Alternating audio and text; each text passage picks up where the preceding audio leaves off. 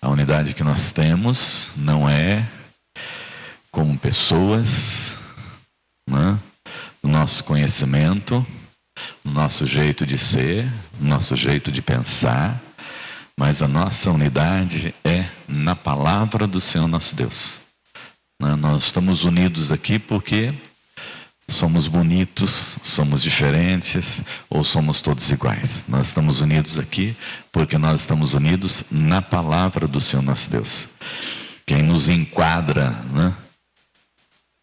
Obrigado, meu amado. Quem nos enquadra na unidade é a palavra do Senhor. Se alguém ficou faltando, tem mais 2 aqui, viu? Bom?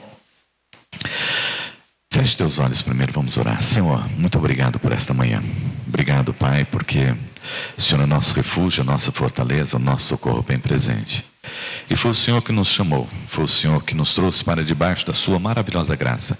E nós estamos aqui, Senhor, à sua disposição, Pai, para que possamos servi-lo em espírito e em verdade. Perdoa, Senhor Deus, nossas faltas, nossos pecados, e ajuda-nos, ó Deus, a compreender aquilo que somos e aquilo que devemos ser como igreja de Cristo, através da sua palavra. Nós oramos em nome daquele que é o nosso único e suficiente Salvador, Jesus Cristo.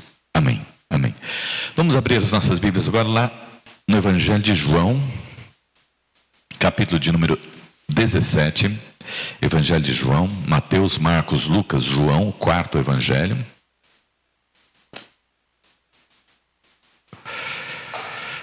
O capítulo de número 17.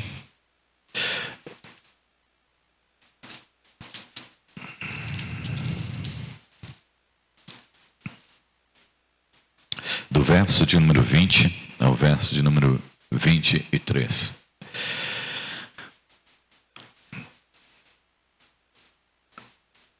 A tradução do Eli, ela é na corrigida. Então eu vou pedir que o Eli faça a leitura para nós aí, em pé e com a voz bem forte assim, né? Que é a voz que ele tem, essa voz de profeta, com essa barba de profeta também. 17, 20? Isso, 17, do 20 ao 23. Eu não rogo somente por estes, mas também por aqueles que pela sua palavra hão de crer em mim, para que todos sejam um, como tu, ó Pai, o és em mim e eu em ti, que também eles sejam um em nós, para que o mundo creia que tu me enviaste. Eu dei-lhes a glória para que me deste, para que sejam um como nós somos um. Eu neles e tu em mim, para que eles sejam perfeitos em unidade, para que o mundo conheça que tu me enviaste a mim, e que tens amado a eles como tens amado a mim. Amém. Na nossa lição aí, Jesus procura no seu ministério, né, revelar o amor do Pai ao mundo, né? E também os seus propósitos. E o mundo conhecerá o amor através de Cristo Jesus. O Pai e o Filho eram um, por isso o Filho era a imagem perfeita do Pai. E por isso Jesus disse muitas vezes, olha, quem vê a mim, vê o Pai. Então, eles conheceram a Deus por intermédio de Jesus Cristo. E quando Jesus partiu, ele deixou uma missão para nós. Ide por todo mundo e pregai o Evangelho, né? Esses dias nós fizemos a nossa vigília, né? Que foi quem ora. Você estava na vigília? Ah, não estava. Quem ora, evangeliza. Quem ora, evangeliza, né? Então, e quem evangeliza também ora, né? E o nosso desafio é que o mundo conheça Jesus através de nós. Então, nosso desafio é que as pessoas possam conhecer o Evangelho de Jesus Cristo através de nós. Aqueles que o Senhor chamou para Ele, né? Aqueles que o Senhor já separou para Ele, e aqueles que o Senhor não separou, mas precisam ouvir para eles saberem que o Evangelho está aí. E que eles podem buscar a Cristo e através do encontrar-se com Cristo, ter a salvação e a vida eterna. Mas para isso é necessário ser um com o Senhor. Para que a igreja possa evangelizar, ela precisa ser um com o Senhor. Precisa ser um no Senhor. Preste bem atenção. É a unidade no Senhor. Não é a unidade dos membros da igreja entre eles. É a unidade no Senhor, o nosso Deus. E o diabo quer, de qualquer maneira, de qualquer forma, desfazer essa unidade, para que o mundo não conheça os propósitos de Deus. O diabo está sempre querendo fazer e desviar o foco da igreja, que é buscar ao Senhor e trazer para Ele. Os irmãos já viram, rodou muito na internet um vídeo que parece-me que até um padre, que o menino vai e fala com ele: pastor, o padre, não vou mais na igreja porque estão falando mal lá na igreja, eu fico só vendo as pessoas falarem mal umas às outras e tal, e não estou gostando disso, é melhor eu ficar longe da igreja. Aí ele falou: você vai ficar longe da igreja, mas antes você vai fazer um teste comigo. Você pega um copo bem cheio de água, você vai dar uma volta na igreja com esse copo de água e vai me trazer de volta. Aí então ele vai dar uma volta com aquele copo de água e volta e chega no padre e fala: e daí, como é que foi? Ah, eu estava prestando atenção aqui no copo, eu não vi mais nada. Então, quando você vir na igreja agora, você presta atenção no Senhor e deixa as pessoas que você vai ter comunhão com Deus e vai cumprir o propósito para o qual você está na igreja. E tem aquela ilustração também, que um burro escapa, come a lavoura do outro, e aí causa uma confusão tremenda envolvendo várias pessoas. Aí eles querem descobrir quem é o culpado. Aí o diabo fala assim: eu só soltei o burro e causei toda essa confusão. Ele só soltou o burro. Então o que o diabo quer, de qualquer maneira, é atrapalhar a unidade, em tirar a unidade da igreja. E esse tema, unidade, está tão presente no texto que nós lemos, na oração de Jesus, que nós podemos ver expresso por 3 vezes. Primeiro, para que todos sejam um. Vamos repetir aqui? Para que todos sejam um. Mais uma vez. Para que todos sejam um. Segundo, para que eles sejam um. Terceiro, que eles sejam levados à plena unidade. Então, para que todos sejam um, para que eles sejam um e que eles sejam levados à plena unidade. Então, aqui está a expressão essencial da unidade, e a natureza da igreja. Tópico 1. O objetivo da oração de Jesus são pessoas específicas. Então, vamos lá, Jesus está fazendo uma oração e ele tem um alvo para alcançar. E quem são essas pessoas? Ele fala primeiro sobre estes. Quem eram estes? Os discípulos que estavam ali com Jesus. Então, primeiro ele ora pelos discípulos. Então, veja, se Jesus está orando pelos discípulos para que haja unidade entre os discípulos, é porque esse negócio de unidade é algo muito difícil, muito complicado para nós, como os discípulos de Cristo Jesus. Não é fácil você dizer que você tem unidade, que você está em unidade, que você faz parte desse corpo glorioso. E depois ele fala também por aqueles. Quem são aqueles? Fazendo referência àqueles que vierem a crer no Evangelho. Jesus orou pelos discípulos, hoje ele orou por nós, e ele orou por aqueles que nós vamos anunciar o Evangelho e que eles vão receber Jesus Cristo ainda. Então os que estão para chegar na igreja, não estão para chegar só porque eu estou pregando o Evangelho, mas porque Deus já preparou também essas pessoas para que elas já cheguem. Aí o autor coloca assim: todavia, quando Jesus faz a afirmação para que todos sejam um, ele junta estes e aqueles em um único processo histórico, ligando-os como um só corpo, a igreja. Então, estes e aqueles que vierem se tornarão um só em Cristo Jesus.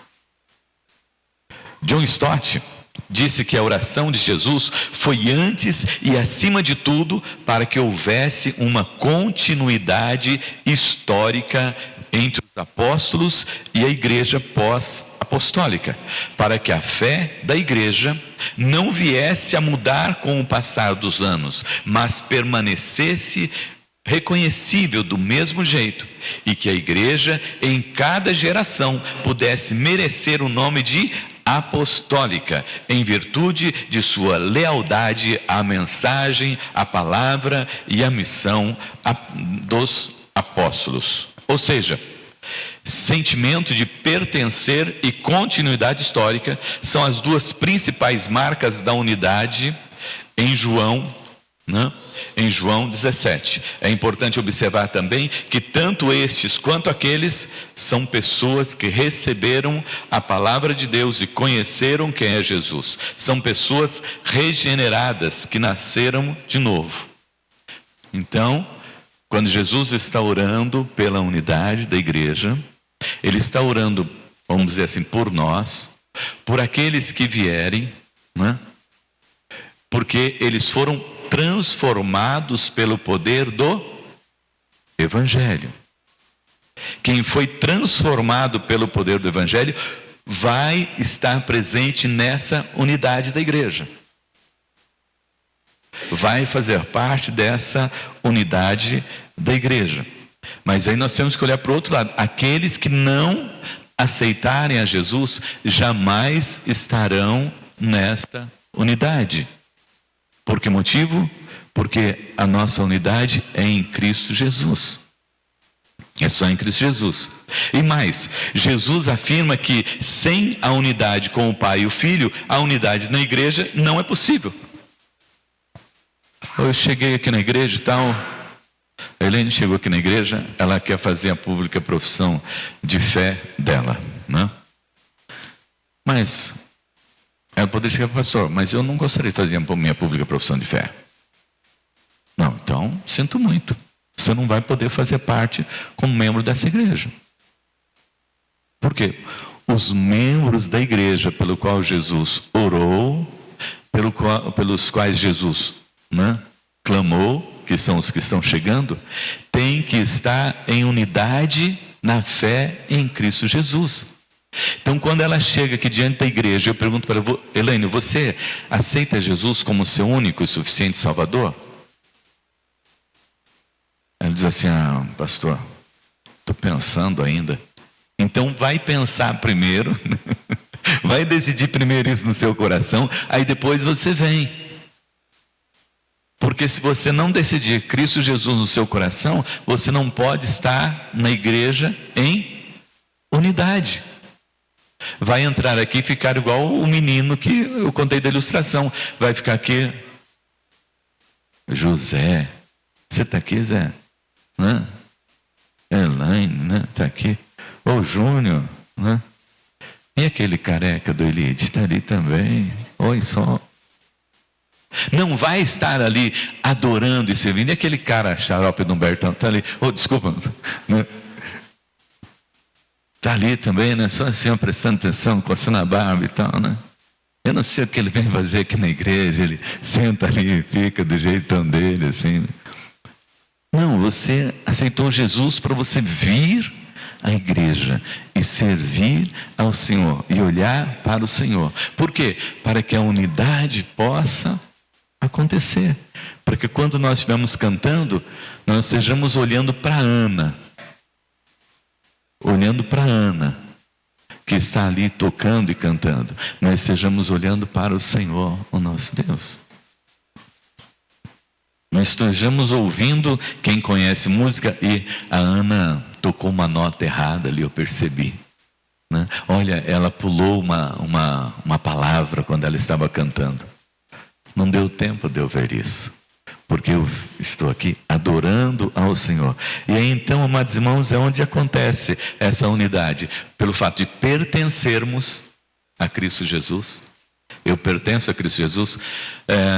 Como é que Paulo fala a respeito do pertencimento dele para Jesus? Já não sou eu mais quem vivo, mas é Cristo que vive em mim, né? E a vida que agora vivo, não vivo mais, eu vivo para a glória de Deus. Amém? Então, para aqueles que receberam Jesus, a palavra de Deus, e conheceram quem é Jesus, está em negrito depois no segundo parágrafo aí.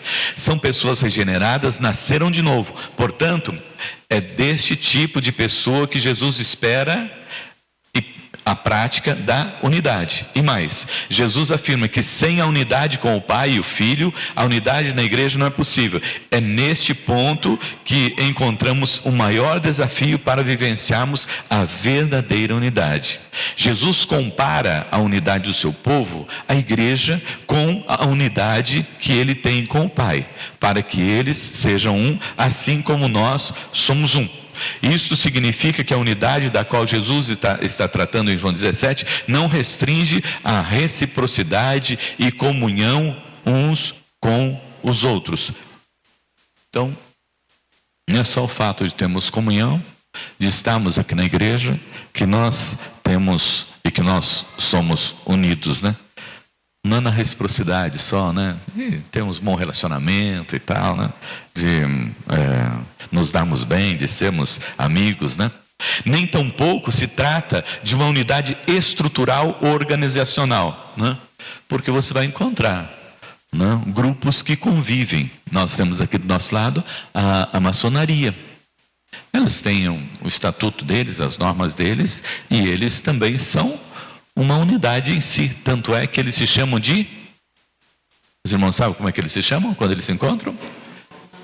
Irmãos. Eles se chamam de irmãos. Eles são os irmãos lá da maçonaria, né? Eles também têm uma unidade dentro da estrutura que eles possuem, né? Uma ONG tem também, naqueles que frequentam, aquela sua unidade. Mas essa unidade é uma unidade estrutural ou organizacional. Cada um anda conforme está as normas lá e tudo bem. Não significa também conformidade ou uniformidade. Fazer que todas as pessoas pensem exatamente iguais. Então, que tipo de unidade é esta, né? É a unidade da essência. Esse é todo o mistério da Trindade. Há três pessoas e, contudo, unicamente um Deus. A mesma essência, contudo, há distinções nas pessoas, mas o que faz delas um só ser é a unidade de essência, né? Então, o Pai, o Filho e o Espírito Santo, nós cremos na Trindade, são um, né? Eu coloquei aqui como exemplo a Bíblia. A Bíblia significa livros, mas onde você abrir, você vai ler sempre o mesmo assunto, falando sobre o homem e a sua redenção. Essa é a palavra do Senhor, o nosso Deus. A unidade também, né, se você pegar uma cenoura ou uma banana ou qualquer outro fruto que seja, você cortar na ponta dela, é banana. Se você cortar no pé dela, é banana. E se você cortar no meio dela, é banana, né? É uma unidade. É uma banana. E é dessa forma que o Senhor está olhando para nós como igreja, nesse exemplo do Espírito Santo de Deus, para que nós nos identifiquemos, não somente como o Júnior, né, que frequenta a igreja presbiteriana independente. Não, eu me identifico como um cristão, como um servo de Deus, como alguém que crê no Evangelho de Cristo Jesus, como alguém que anuncia o Evangelho de nosso Senhor e Salvador Jesus Cristo. Alguém tem alguma pergunta, alguma colocação? Tudo certo então? Dá para entender desse jeito? Pode prosseguir? Então vamos só para dar uma olhada aqui de novo. Eu quero recordar com vocês que diz assim: Jesus afirma que sem a unidade com o Pai e o Filho, a unidade na igreja não é possível. É neste ponto que Jesus compara a unidade do seu povo, a igreja, com a unidade que ele tem com o Pai, para que eles sejam um, assim como nós somos um.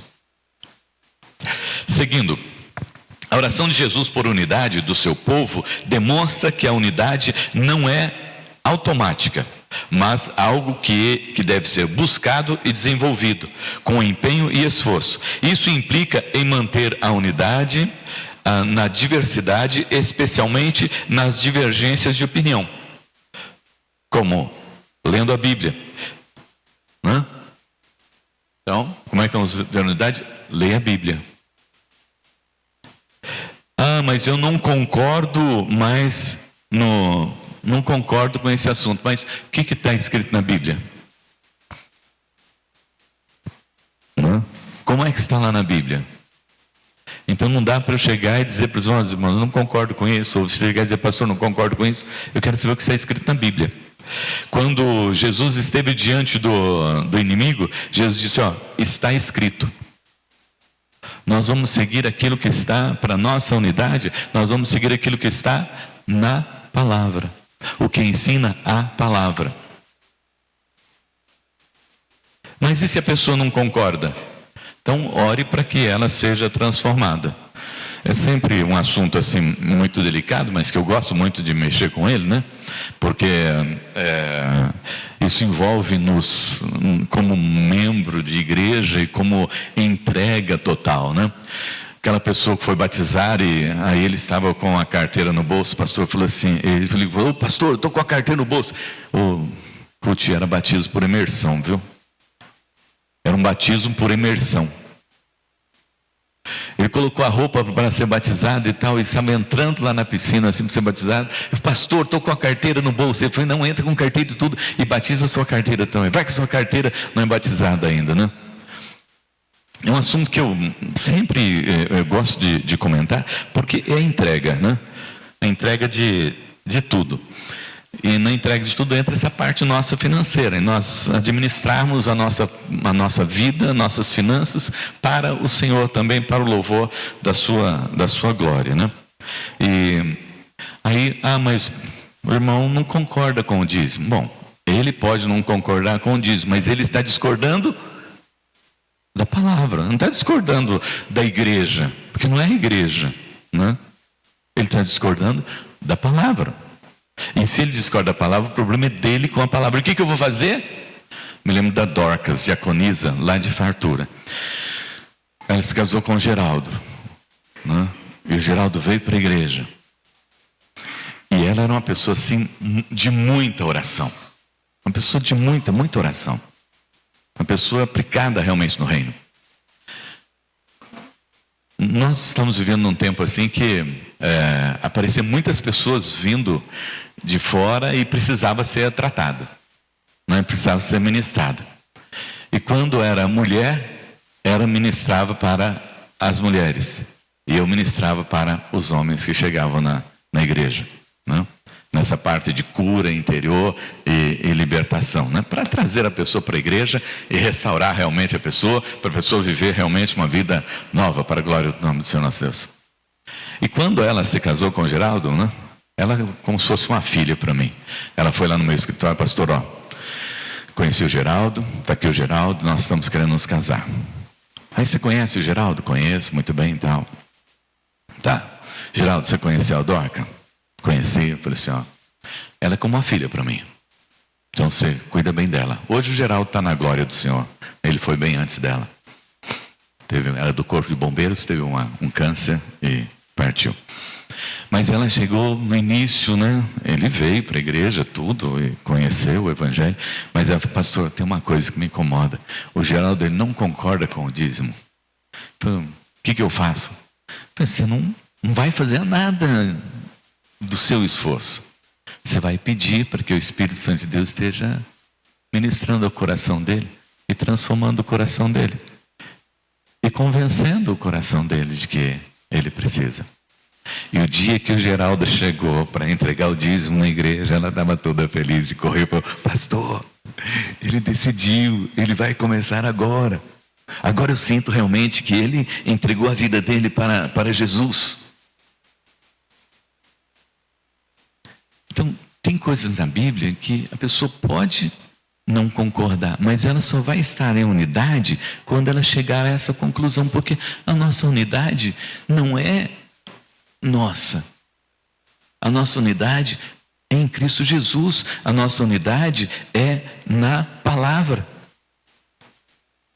Então você pode concordar, está aqui, né? Hoje está aqui conosco, né? A Ruth e o Elídio. A Ruth, ela teve formação aqui, foi para o Batista. O batismo é por imersão. O Elídio, presbiteriano, batismo por aspersão. Né?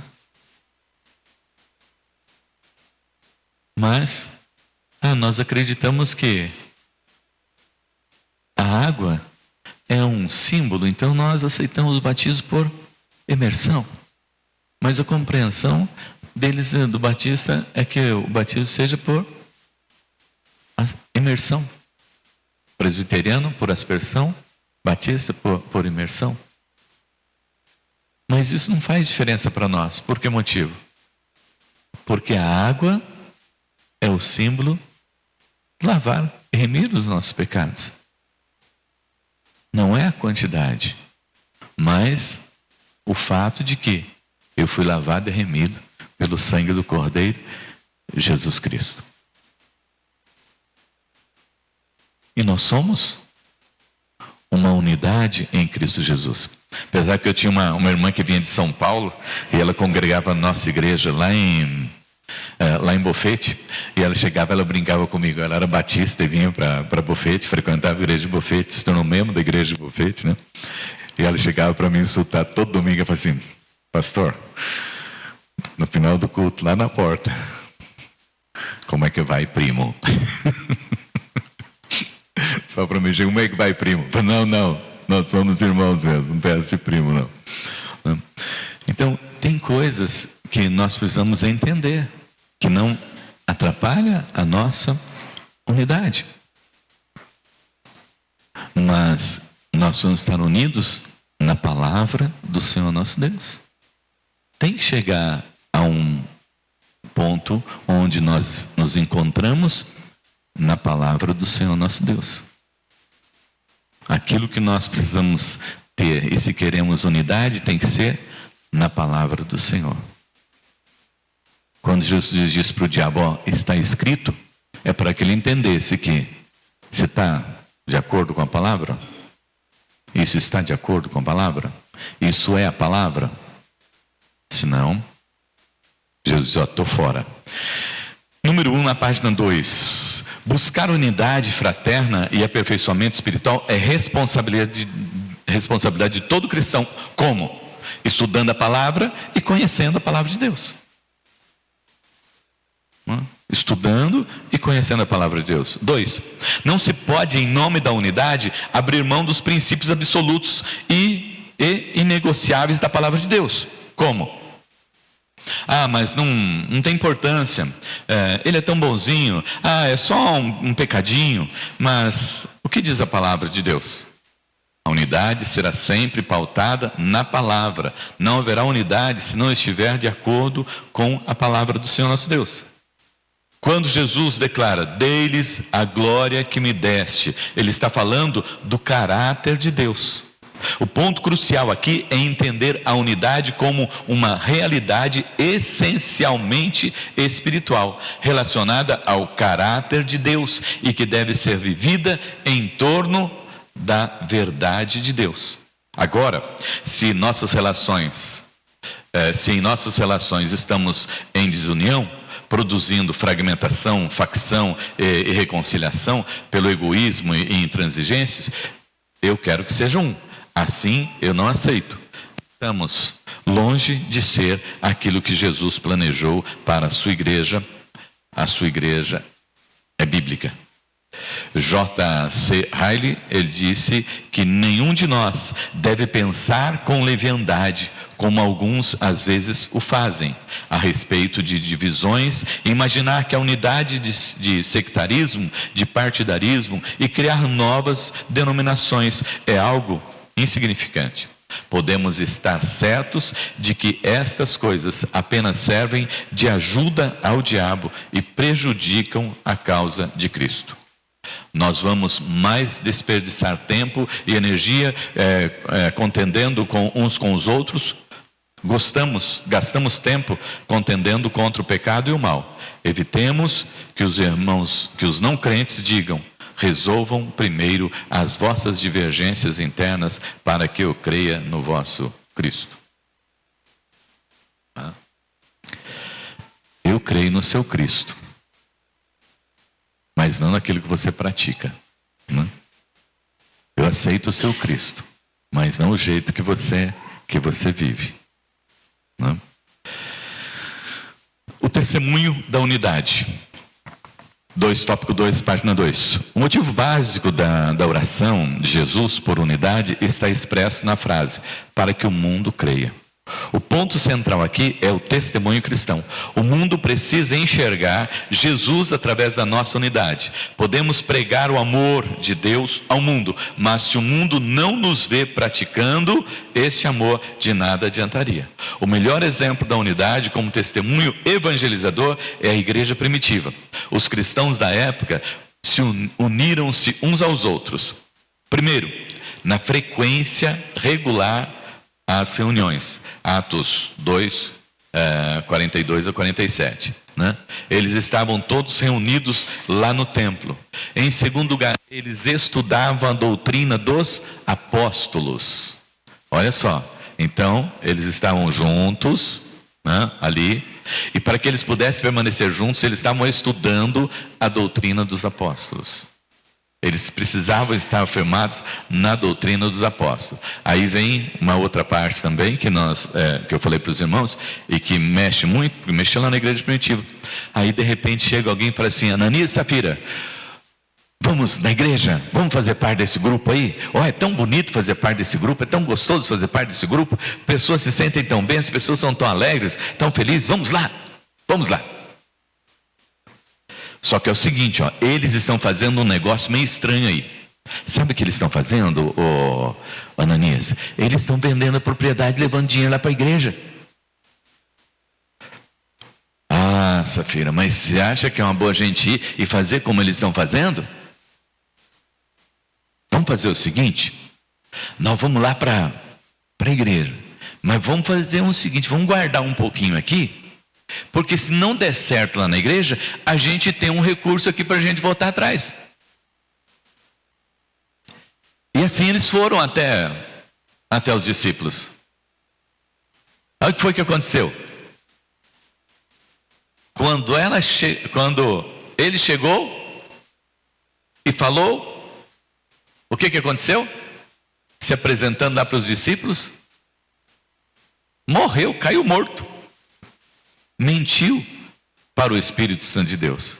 Estava indo lá para tentar fazer parte da igreja, mas não, eu quero fazer parte da igreja, mas não do jeito que todos estão fazendo parte. Eu quero fazer parte da igreja do jeito que eu estou.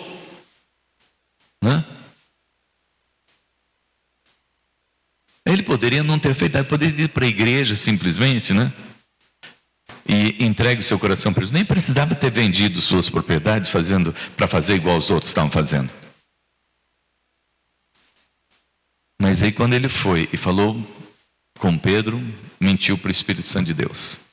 Aí chegou a esposa dele, falou a mesma coisa, mentiu para o Espírito Santo, morreu também. Então, amados irmãos, eles estavam firmes ali na doutrina dos apóstolos. Aí você vai dizer, mas o senhor foi mal, né, em matar Ananias e Safira, né? Por que ele fez isso? Porque a igreja estava iniciando, e ali estava a doutrina dos apóstolos, e a forma como eles estavam vivendo. E precisava haver sinceridade da parte de todos. Compromisso da parte de todos. Porque senão não haveria a unidade. Eles precisavam de gente que se entregasse de coração à doutrina dos apóstolos. Que estivesse dispostos a dar as suas vidas pelo Evangelho de Cristo Jesus, como os discípulos estavam lá. A igreja não poderia deixar de anunciar o Evangelho.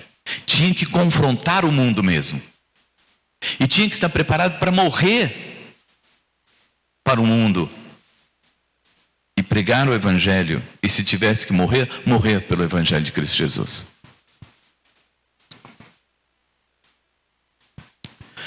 Então, irmãos, hoje também nós caminhamos nesse rumo.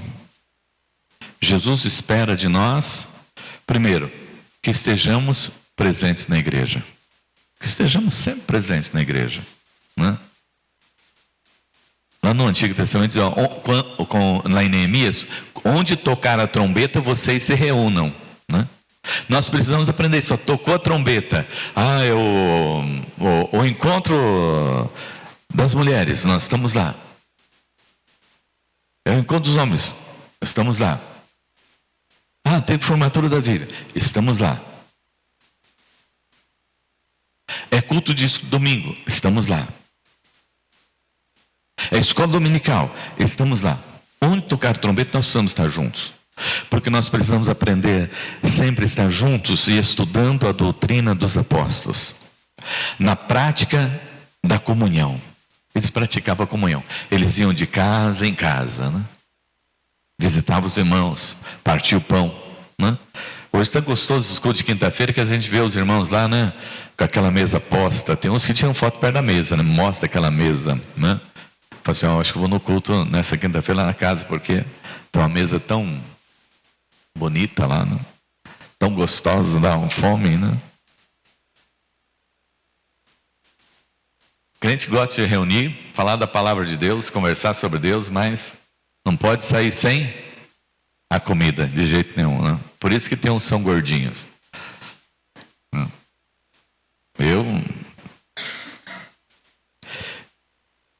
Então eles estavam juntos, desde a igreja primitiva. Tinham tudo em comum, praticavam a comunhão. E também na oração. Então os quatro pontos básicos da igreja primitiva.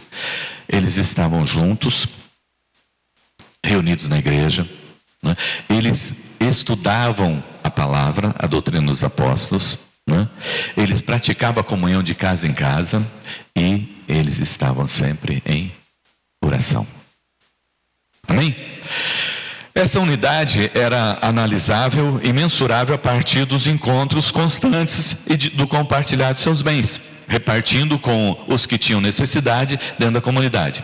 Eles se reuniam em grupos pequenos nas casas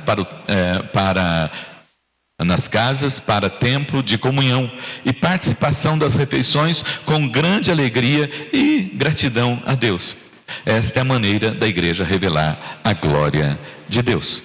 A unidade pela qual Jesus ora é a unidade da palavra, versos 6 a 8. Trata-se da participação da participação de discípulos na unidade da palavra e do amor que exige eternamente entre o Pai e o Filho, que existe eternamente entre o Pai e o Filho. A sua unidade na palavra e no amor manifesta a confirmação pública do relacionamento deles com Jesus e de Jesus com o Pai.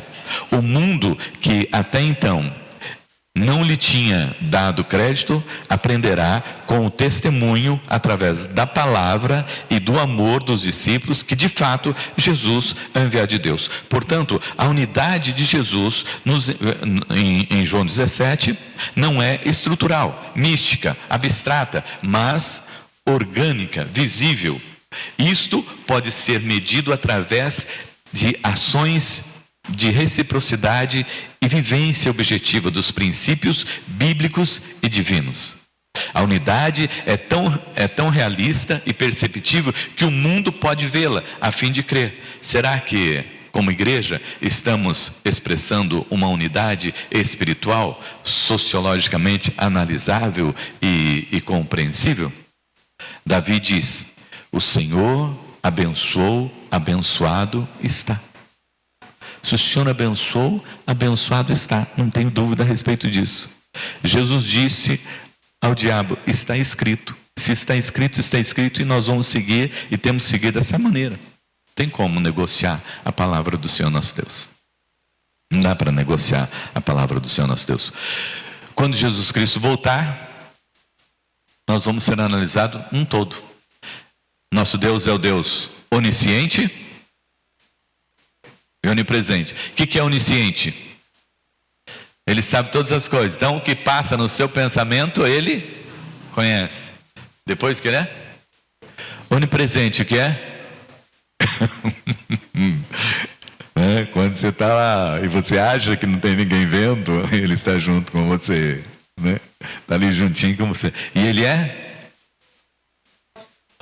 o Deus que pode todas as coisas. Então esse é o nosso Deus. E nós precisamos olhar para Deus com esse olhar de adoração, de serviço, para o louvor, glória e honra do nome dele, né? E crer realmente no poder de Deus, e nos curvar diante do Senhor nosso Deus, e servir ao Senhor nosso Deus, né? E que essa oração de Jesus possa acontecer no meu coração, no seu coração, nos nossos corações, né?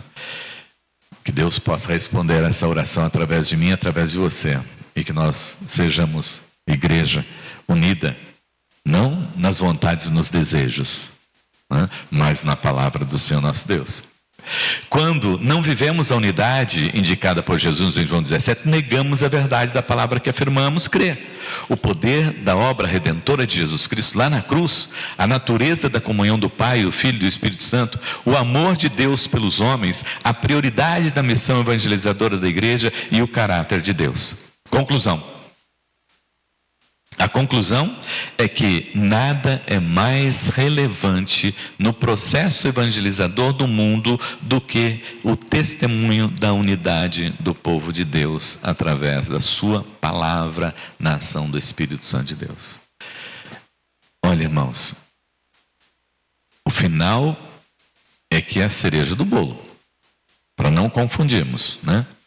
A unidade do povo de Deus através da palavra na ação do Espírito. Então o que nos traz a unidade não sou eu, não é você. Somos nós estudando, entendendo, compreendendo a palavra do Senhor nosso Deus. E vivendo de acordo com a palavra do Senhor nosso Deus. E na ação do Espírito Santo de Deus. Porque aquilo que eu não consigo, a Dorca orou pelo Geraldo. E o Espírito Santo de Deus fez a obra, né? Para que ele pudesse sentir um com ela na presença do Senhor nosso Deus. E para que eu consiga sentir um com você, eu tenho que orar por você e aguardar que Deus faça essa obra gloriosa na sua vida, em todos os aspectos, né? Em todas as áreas. Em sua perspectiva, a aplicação aqui para nós encerrarmos, já são 10h07, 10h10 nós encerramos. Em sua perspectiva, o que Jesus diria da unidade da igreja a partir de você? Ontem nós estivemos lá na formatura da Vivian, né? E aí, o presidente da Igreja Nacional deu uma palavra, o diretor do seminário deu uma palavra, teve gente que assistiu. E a afirmação deles foi o seguinte: olha, vocês que estão aí formando, leiam a palavra de Deus, conheçam a palavra de Deus. É na palavra do Senhor nosso Deus que é a salvação e que é a redenção. E é na palavra do Senhor nosso Deus que existe a unidade, né? E para que a gente possa viver a unidade, nós temos que estar vivendo na palavra do Senhor nosso Deus. Mas precisamos ler.